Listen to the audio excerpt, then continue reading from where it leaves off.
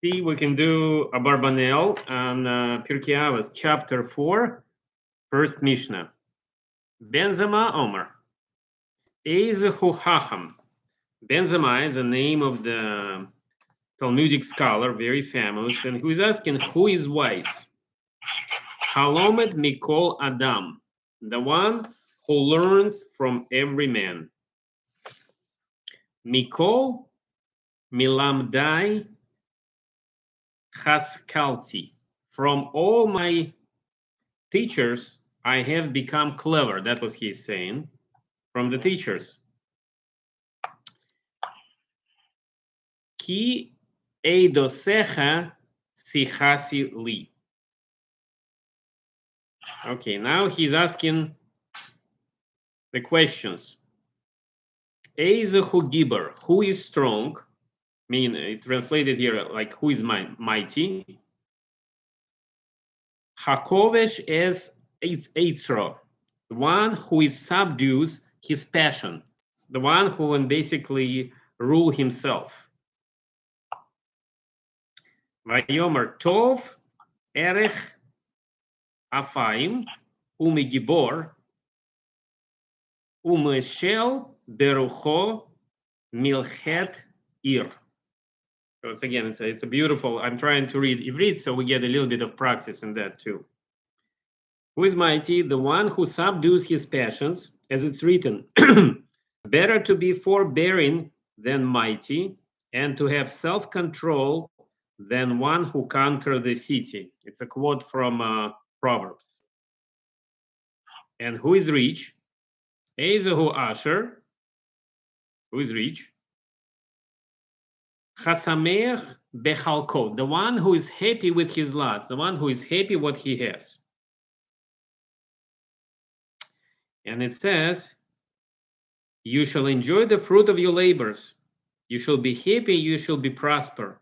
Meaning you shall be happy in this world, and you should prosper in the world to come. And who is honored? That's the next question he's asking. Let me see. Eizehu mekuvat. Hakavet es chabrios, the one who gives kovet, the one who gives honor to all the creations. Shenamar, ki mekabti achaber ubozai eklu yekal, meaning that for I honor those who honor me, but those who spurn me shall be dishonored. It's a Shmuel. It's a quote from Shmuel. So I don't remember we already spoke about it or not, but you probably heard of Ben Zomah and Ben Azai. It's two students of Rabbi Akiva, and both of them were basically geniuses. And we know about both of them. They don't have a title of rabbi, but they call Ben, meaning the son of, which is usually applies to young people. And it says that both of them were not married. So actually one of them did get married, and that's what commentary says. But then he decided that he's gonna live separately from his wife, because he was. Why are we digressing to that? What's the connection here? Because we're talking about people who are basically totally dedicated to Torah learning. And we just build in a background of Ben Zomah and Ben Azai. And we can go back to, so they both first names, just because they are very famous people, and they're always quoted, and it's very famous Chachamim. So both of them has named Shimon. And as I said, they're not called that because by the father's name, because they did not have children and were punished for that. Abarbanel, who we're reading right now, says a different explanation. He says they just called Ben because they died really young. And a chance to be ordained, that is why they're not given the title Rabbi. And I remember from one place, I can't quote it right now, but basically they were like a 13 or 14-year-old boys learning together. And one of them gave an explanation, Rabbi Elazar ben Azariah, about whom we learn every Pesach. And we know that Rabbi Lazar ben Azariah was 17 when he became a Nosi. And he basically says that I couldn't understand the posuk until Ben Azai, I think it's Ben Zomah, explained to me. So basically, we're talking 13-year-old boy explaining to the whole nation. We're using his explanation until today, every Pesach. So now Abarbanel goes into the Mishnah, and it says that, so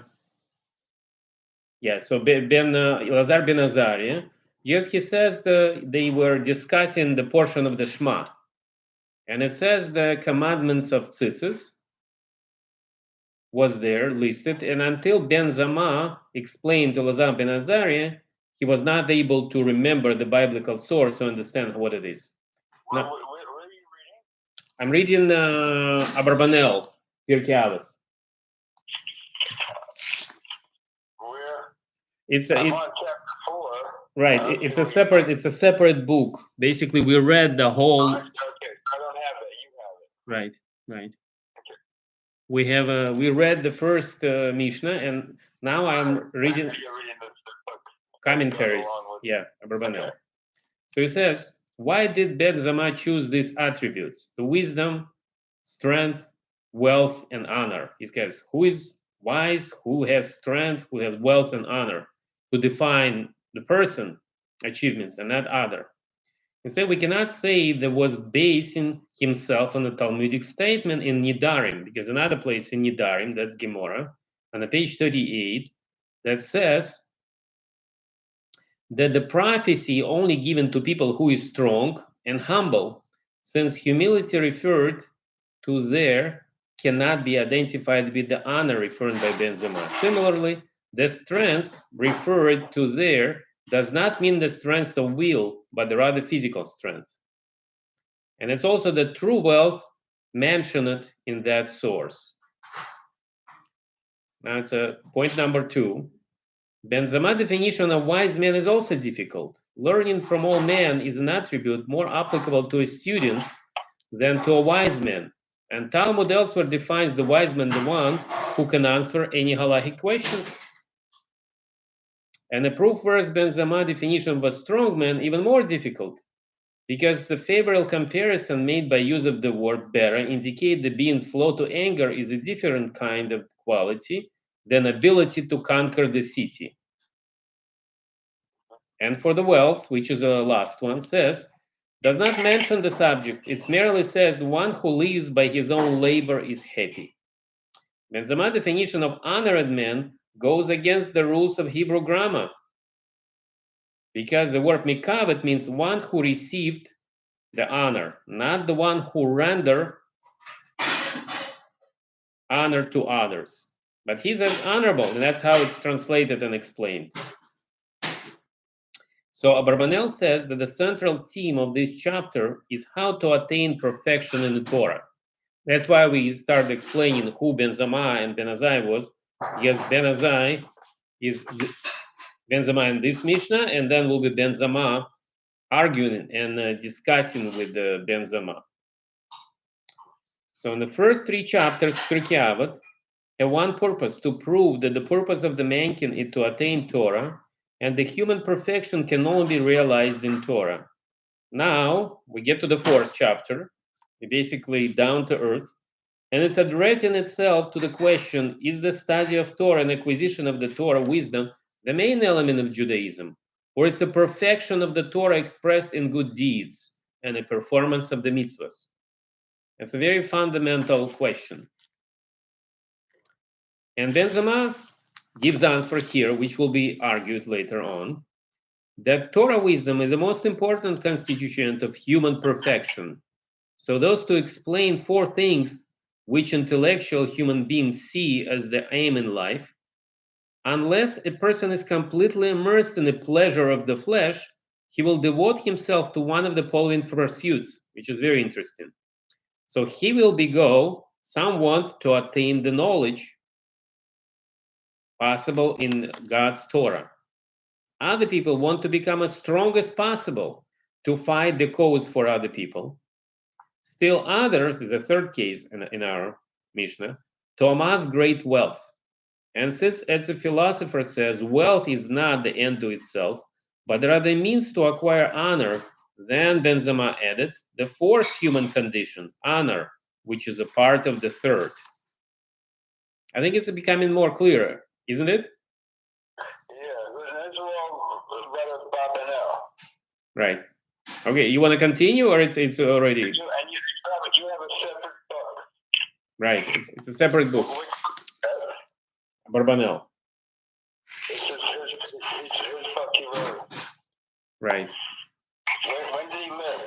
What's the age of the book? Barbanel was a very famous person. He was himself, I think he was an advisor to the King of Spain, the one who kicked the Jews out of Spain. He was his most important advisor and financier. He was a very wealthy person. And that's what... He lived when the Jews were kicked out of Spain. Correct, yes. Basically very close to when America was discovered. And who did he advise? Who was? Who? Who did he advise? He was an advisor, you said? He was advisor. He was his most trusted advisor to the King of Spain. I think Ferdinand and Isabella, yes.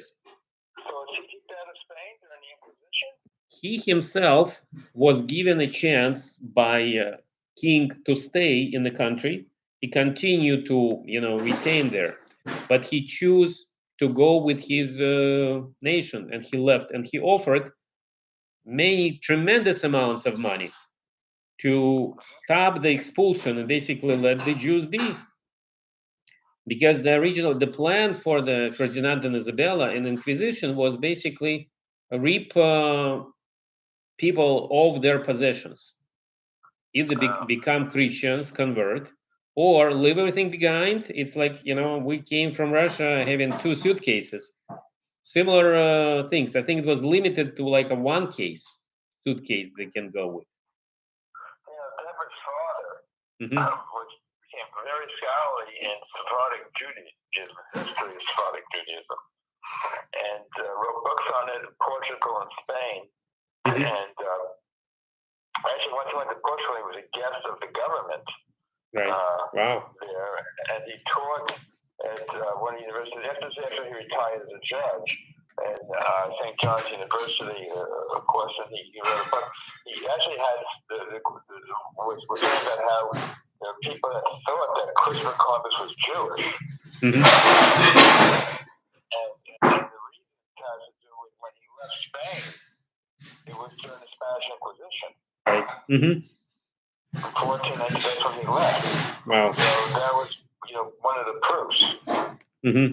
They have I heard that Spain or Portugal, one of them, now invites every Jew who can prove that where they once upon a time expunged, whatever the good word, from Spain, they offer them citizenship if they can prove it. And few Jews actually went back to Spain and found their original houses and things like that. There's a whole community of Jews who converted, but did not convert sincerely, and they were observing, Maranas. They were called Maranas. You've probably heard of them.